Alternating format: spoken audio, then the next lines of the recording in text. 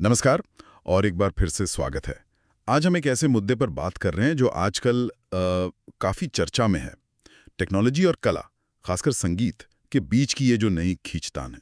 हुआ ये है कि आर्टिफिशियल इंटेलिजेंस मतलब एआई का इस्तेमाल करके गुजरे ज़माने के महान गायक किशोर कुमार, उनकी आवाज़ में सैयारा गाने का एक वर्जन बनाया गया है। और इस पर गायक शान ने, जो खुद इंडस्ट्री में एक बड़ा नाम है, उन्होंने बहुत तीखी मतलब कड़ी प्रतिक्रिया दी है।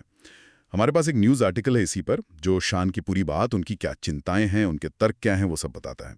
तो आज हम यही कोशिश करेंगे समझने की कि संगीत में एआई का ये जो दखल है, खासकर जब लेजेंडरी कलाकारों की आवाज़ों को इस तरह से रिक्रिएट किया जा रहा है, तो उस पर शान क्या महसूस करते हैं, क्या मुद्दे हैं। चलिए इसी में ज़रा गहराई से उतरते हैं। तो सबसे पहली बात, शान का जो रिएक्शन था वो कोई हल्की फुल्की टिप्पणी नहीं थी। लेख बताता है कि उन्होंने एआई से बने किशोर कुमार के सैयारा वर्जन को सुना और उसे सीधे सीधे क्रूअल कह दिया। क्रूअल इतना ही नहीं, उन्होंने लोगों से यह भी कहा कि भाई इससे मत सुनो और प्लीज भगवान के लिए इसकी तुलना किशोरदा की ओरिजिनल गायकी से मत करना। ये तो मतलब बहुत स्ट्रांग स्टैंड है। ये एक गहरी चोट या शायद एक तरह का गुस्सा दिखाता है। और देखिए, लेख से जो समझ आ रहा है, शान सिर्फ ये नहीं कह रहे कि भाई टेक्नोलॉजी कॉपी अच्छा नहीं कर पा रही। उनका एतराज उस नीयत पर है, उस सोच पर है कि क्यों किया जा रहा है ये सब। ये जो हम सोचते हैं ना कि काश ये गाना किशोरदा ने गाया होता या रफ़ी साहब गाते तो कैसा लगता, और फिर उसे एआई से बना के दिखा देना, शान के नज़रिए से जो लेख में है, ये फंडामेंटली ही गलत है। ये कहीं ना कहीं उस कलाकार की जो अपनी मौलिकता थी, जो उन्होंने खुद किया, उसका अनादर है। और इसी से जुड़ा हुआ उन्होंने एक बहुत ही बारीक लेकिन बहुत ज़रूरी पॉइंट उठाया है, जो शायद इस पूरी डिबेट के सेंटर में है, कि किसी भी गायक की आवाज़, उनका अंदाज, वो वक्त के साथ बदलता है ना, इवॉल्व होता है। लेख में उनके शब्द हैं, कोट कर रहा हूँ, उन्होंने, किशोर कुमार ने 40 के दशक में जो गाया, 60 के दशक में जो गाया और 80 के दशक में जो गाया, वो बहुत अलग था। इसलिए अगर वे आज गा रहे होते तो ये फिर से बहुत अलग होता। ये बात तो सोचने वाली है कि एआई इस सफर को, इस एवोल्यूशन को कैसे कैप्चर करेगा। बिल्कुल। और ये शान के तर्क का शायद सबसे मजबूत पॉइंट है। जैसा सोर्स बता रहा है, उनका मानना है कि एआई क्या कर सकता है, ज्यादा से ज्यादा किसी सिंगर के कुछ गाने लेगा, उनसे आवाज का टेक्सचर उठाएगा, टोन का एक हिस्सा कॉपी कर लेगा, लेकिन जो जिंदगी का तजुर्बा होता है, जो बदलते वक्त की समझ होती है, भावनाओं का उतार चढ़ाव, अरे उम्र के साथ आवाज में जो नेचुरल बदलाव आते हैं, इन सब को एआई कैसे समेटेगा। किशोर कुमार का ही उदाहरण लें, उनकी आवाज में शरारत भी थी, दर्द भी था, रोमांस भी था, और हर दशक में, बल्कि कई बार तो एक गाने से दूसरे गाने में ही वो अलग रंगत ले लेती थी। एआई शान के मुताबिक इस डायनामिज्म को, इस पूरी जीवन यात्रा को पकड़ ही नहीं सकता। वो बस एक स्नैपशॉट की तरह है, एक खास पल की नकल, पूरी कहानी थोड़ी कह सकता है। तो मतलब ऐसा समझें कि एआई से बनी आवाज़ एक फोटो जैसी है, जो बस एक लम्हा दिखाती है, जबकि असल कलाकार की गायकी एक पूरी फिल्म है जिसमें हजारों शेड्स हैं, उतार चढ़ाव है। हाँ, बिल्कुल सही समझा आपने। और शान का एतराज, जैसा लेख से साफ पता चल रहा है, इसी बात पर है कि किसी कलाकार के बस कुछ ऑडियो सैंपल उठा लिए और उनसे फिर ढेरों गाने या कवर बनाते चले गए। ये तो उस कलाकार की पूरी लेगेसी को, उसकी आर्टिस्टिक जर्नी की जो कम्प्लेक्सिटी है, उसे नज़रअंदाज करना हुआ ना। ये उस कलाकार को वन डायमेंशनल बना देता है। वो जो विकास था, वो जो विविधता थी, जो एक महान कलाकार की पहचान होती है, वो सब तो फ्लैट हो गया इसमें। ये तो बस सतह की नकल हुई, गहराई की नहीं। और शायद इसीलिए शान को इस बात पर भी इतनी निराशा हुई कि लोग इस एआई वर्जन की तुलना असल किशोर कुमार से कर भी रहे हैं। लेख में लिखा है कि उन्होंने इसे नासमझी या सिली कहा, कि ये कंपैरिजन ही बेवकूफी है। हाँ, और ये उनकी एक और बड़ी चिंता से जुड़ता है। लेख इशारा कर रहा है कि शान इस बात से भी परेशान है कि कहीं जो नई पीढ़ी है, जिन्होंने शायद किशोर कुमार का ओरिजिनल काम उतना नहीं सुना हो, वो कहीं इसी एआई वर्जन से ही उनको न जानने लगे। उनके शब्द हैं, जैसे लेख में दिए हैं, ये उचित नहीं है यार। इसमें एक दर्द झलकता है कि कहीं असली विरासत जो है, वो इस तकनीकी चमक दमक में फीकी ना पड़ जाए। उनका जोर इसी बात पर है कि लोगों को किशोर कुमार के वो ओरिजिनल गाने सुनने चाहिए जो उन्होंने खुद गाए थे, अपने समय की सेंसिबिलिटी के साथ, अपनी कलात्मकता से, वही असली खजाना है। तो ये गर है कि कहीं ये तकनीकी नकल, ये मिमिक्री असली चीज की जगह ना ले ले, या कम से कम उसकी वैल्यू कम ना कर दे लोगों की नजरों में। हाँ, ये चिंता लेख में साफ उभर कर आती है।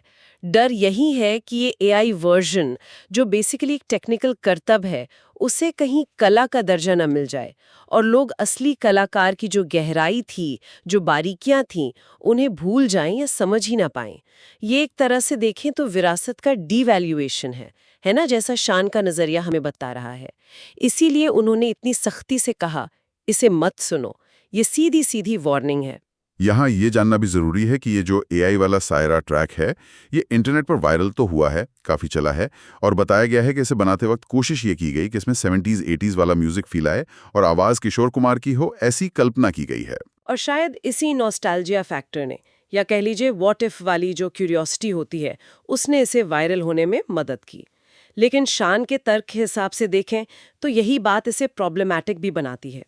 ये एक तरह की आर्टिफिशियल, गढ़ी हुई नॉस्टैल्जिया है जो असलियत का एक भ्रम पैदा कर रही है। और हमें ये भी याद रखना चाहिए, जैसा लेख में मेंशन है, कि ओरिजिनल सायारा गाना एकता टाइगर फिल्म से, उसे तनिष्क बागची, फहीम अब्दुल्ला और अरसलान निज़ामी ने बनाया है। गायक फहीम अब्दुल्ला हैं और लिरिक्स इरशाद कामिल के हैं। वो अपने आप में एक मुकम्मल इंडिपेंडेंट क्रिएशन है।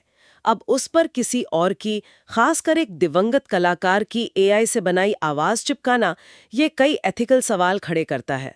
ये कुछ वैसा हो गया जैसे मान लीजिए कोई बहुत मशहूर पेंटर है, उसकी कोई अधूरी पेंटिंग रह गई हो और आज कोई दूसरा कलाकार उसे पूरा कर दे और कहे कि भाई अगर वो जिंदा होते तो शायद ऐसे ही बनाते। हाँ, ये काफी मिलती जुलती स्थिति है और ये कला में ओरिजिनलिटी का और आर्टिस्ट के इंटेंट का, उसके इरादे के सम्मान का सवाल उठाती है। शान की जो आपत्तियां हैं, जैसा सोर्स से क्लियर है, वो सिर्फ आवाज कितनी मिल रही है इससे कहीं ज्यादा गहरी हैं। ये आर्टिस्टिक लेगेसी, म्यूजिक का कॉन्टेक्स्ट जिसमें वो बना और कलाकार की ऑथेंटिसिटी, इन सबसे जुड़े बुनियादी सवाल है। तो अब अगर हम थोड़ा पीछे हटकर देखें, एक बड़ा पिक्चर देखें, शान की ये जो प्रतिक्रिया है, ये एआई और कला के रिश्ते के बारे में क्या बड़ा मैसेज दे रही है? ये सिर्फ एक गाने का मामला तो नहीं लग रहा। बिल्कुल नहीं। ये मामला एक बड़ी ऑनगोइंग डिबेट का हिस्सा है। ये दिखाता है कि टेक्नोलॉजी चाहे कितनी भी एडवांस हो जाए, जब बात आर्ट और क्रिएटिविटी की आती है, तो एथिकल और इमोशनल पहलू हमेशा बहुत महत्वपूर्ण रहेंगे। शान का जो पर्सपेक्टिव है, जो लेख में सामने आया है, वो हमें ये सोचने पर मजबूर करता है कि सिर्फ इसलिए कि हम टेक्नोलॉजी से कुछ कर सकते हैं, क्या हमें वो करना चाहिए? खासकर तब जब मामला किसी ऐसे कलाकार की विरासत का हो जो अब खुद डिफेंड करने के लिए मौजूद नहीं है। ये ऑथेंटिसिटी का सवाल है। क्या सिर्फ आवाज की परफेक्ट नकल को हम ऑथेंटिक आर्ट मान सकते हैं? शान के तर्क के हिसाब से तो जवाब नहीं है। उनके लिए कला में सिर्फ आवाज नहीं होती, उसमें आत्मा होती है, नीयत होती है, उस कलाकार का पूरा वजूद शामिल होता है। और ये बहस शायद सिर्फ गुजरे हुए कलाकारों तक ही सीमित नहीं रहने वाली है। इसका असर तो आज के जो लिविंग आर्टिस्ट हैं उन पर भी पड़ सकता है ना? निश्चित रूप से। और यहीं पर ये मामला और भी ज्यादा पेचीदा हो जाता है। अगर आज हम दिवंगत कलाकारों की आवाज़ों के एआई क्लोन को इतनी आसानी से एक्सेप्ट कर लेते हैं, तो कल को क्या होगा? क्या जीवित कलाकारों की आवाज़ों का इस्तेमाल बिना उनकी मर्जी के होने लगेगा? उनकी अपनी क्रिएटिव आइडेंटिटी का क्या होगा? क्या ये उनकी कमाई, उनके काम करने के तरीके, इन सब को प्रभावित करेगा? ये वो सवाल हैं जो अब म्यूजिक इंडस्ट्री को, एंटरटेनमेंट वर्ल्ड को बहुत गंभीरता से सोचने पड़ेंगे। यहाँ ये ध्यान रखना भी जरूरी है कि हमारी ये जो पूरी बातचीत है, ये मुख्य रूप से शान के नजरिए पर आधारित है, जैसा कि हमारे सोर्स उस न्यूज़ आर्टिकल में दिया गया है। हो सकता है एआई बनाने वालों के या म्यूजिक कंपनियों के या शायद दूसरे कलाकारों के अपने तर्क हो, अपने विचार हो, जो इस सोर्स में शामिल नहीं है। तो ये कहानी का एक बहुत महत्वपूर्ण पहलू है, लेकिन शायद पूरी कहानी नहीं। तो कुल मिला के शान की टिप्पणियों ने, जैसा लेख से पता चलता है, एआई और क्रिएटिविटी के बीच जो ये सब चल रहा है, उसमें एक बहुत जरूरी मुद्दा जोड़ दिया है। ये सिर्फ टेक्नोलॉजी की बात नहीं है, ये कला के सम्मान की, विरासत को संभालने की और भविष्य में कला का रूप क्या होगा, इस पर एक बहुत अहम बातचीत है। सही कहा। ये मामला टेक्नोलॉजी की जो संभावनाएं हैं और जो आर्टिस्टिक इंटेग्रिटी यानी कलात्मक अखंडता है, उसके बीच एक संतुलन बनाने की चुनौती को उजागर करता है। हमें ये सोचना होगा कि हम इनोवेशन को कैसे बढ़ावा दें बिना उन वैल्यूज को खोए जो आर्ट को मीनिंगफुल बनाती हैं, जैसे ओरिजिनलिटी, इमोशन और आर्टिस्ट का अपना सच।